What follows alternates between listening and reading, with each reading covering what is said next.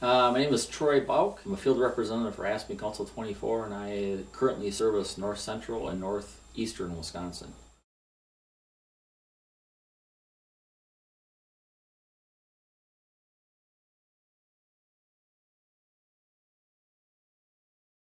I started working for the Department of Corrections in March of 1995, and I worked at Dodge Correctional for a very short time before being sent to Fox Lake. And it was at Fox Lake that I really first got involved with the union. And then I actually was the 7th correctional officer to transfer to Jackson Correctional Institution. And I was there for a few years, and then I went to State Patrol. And I was assigned to Rock County and then Jackson County. And then they announced that they were building a new prison in Stanley, Wisconsin, Stanley Correctional Institution. And I went back to the Department of Corrections. And I actually was the founding president of what became known as Local 122. It was an exciting time, and it was a great opportunity to go through the whole process of negotiating first agreements and chartering a new charter with International. And we were very active and very strong, and to this day, that remains so.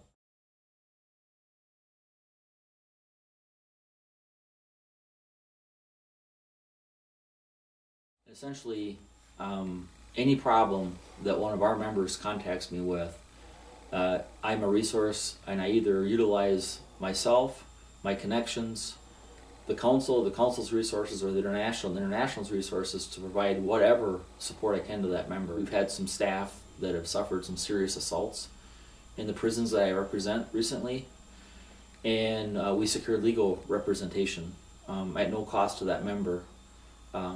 To able to protect them from the takeaways of the employer trying to basically dissolve themselves of their liabilities with that employee, dispose of that employee. Another example may be that an employee is experiencing a problem with a supervisor in the workplace but can't advocate for themselves out of fear of reprisal.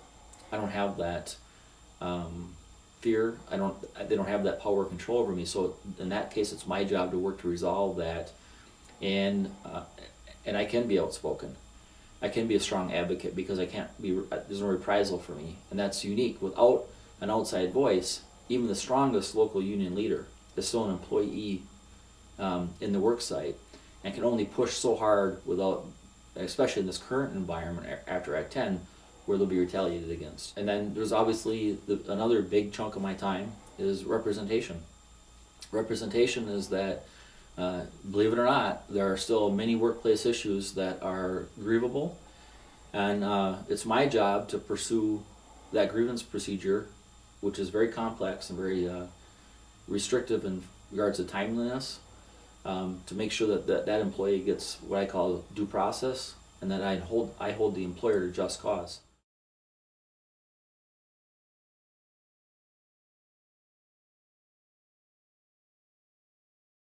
Right now we're spending a lot of time re-empowering the membership, and the membership's just now realizing that the power of the union isn't with their local union president or their staff rep or the director of the council. It is the power is in the membership, and it's the work is in showing them that they can activate and mobilize around an issue that's affecting them in the workplace and can affect change without collective bargaining.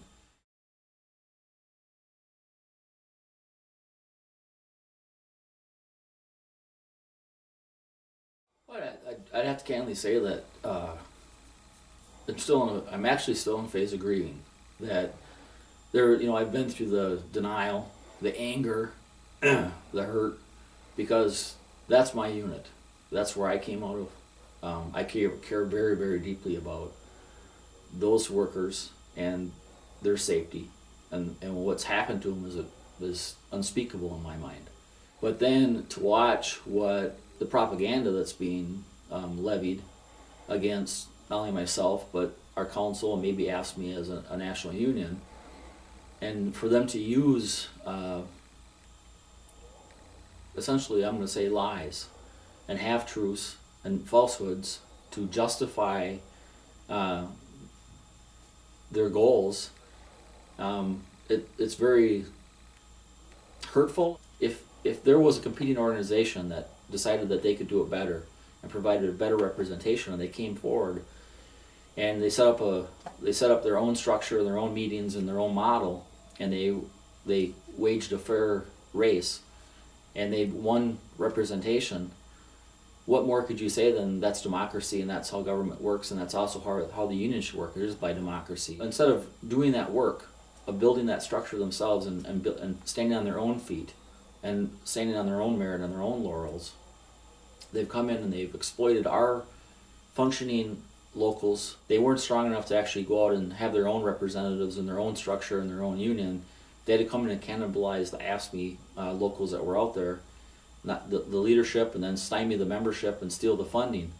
And what I would say is that's my issue, is that if you're truthful and factual and honest, I'm willing to sit across from any supporter of this other competing organization and have a debate about what I can offer you and what AFSCME and this council can offer you as a member, and compare it directly to their organization, and you'll quickly see that it's a model for failure.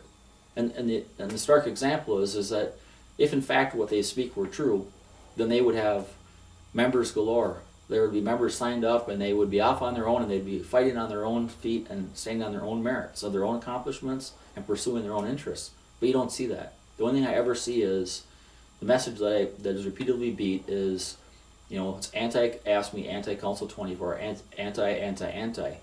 And that will get you so far, but eventually you're going to have to service those members. Members expect a service. There is no outside advocate for them to call. If you're part of their organization, you don't have any staff reps, you don't have any external support, who are you going to call? It takes resources. It takes training and expertise and knowledge. And another hurtful thing that they say is that it's supposed to be a union by correctional officers for correctional officers. That's the contrast to AFSCME. Well, in our council, there's three of us that are under 50 or in our mid-40s that between us have over 30 years working in Wisconsin prisons, as recently as a few years ago. I've walked it, I've lived it, I've breathed it, and I know it. And I may have been gone from it for the last 7 years, but I've never been far from it.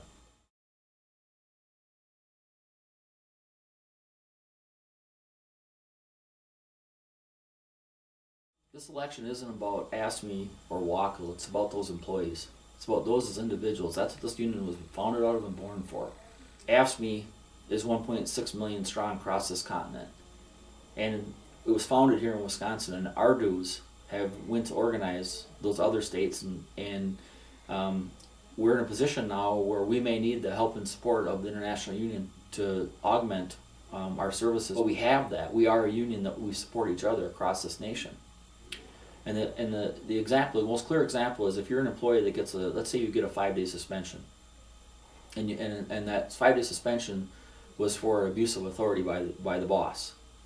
The bosses recognize that the union is weak and that they don't need to meet the standards of just cause. You end up with an unjust 5-day suspension. And you want to pursue a remedy. You want to pursue that through the grievance procedure. In WACL's world, the local union would make the determination whether or not to pursue it, meaning it's going to take resources, because their representative is an attorney from Madison that charges minimally $125 an hour. I've been representing our members in cases at the staff rep level for the last 7 years, but before that as a local leader. However, when you get to the staff rep level, I know how many hours of dedication and commitment it takes to process even a 5-day suspension. And if I'm billing at $125 an hour, and the local union's dues are $15 a month, and let's say that that they have the majority support in that workplace, they don't have the resources to support every member in every action. They're going to have to choose. They're going to have to choose who gets representation based on dollars. AFSCME, that's not true. AFSCME is conservative with their dollars and frugal in how they spend those dollars, but AFSCME has the resources and the ability. If 5 people are fired, 5 people will have representation.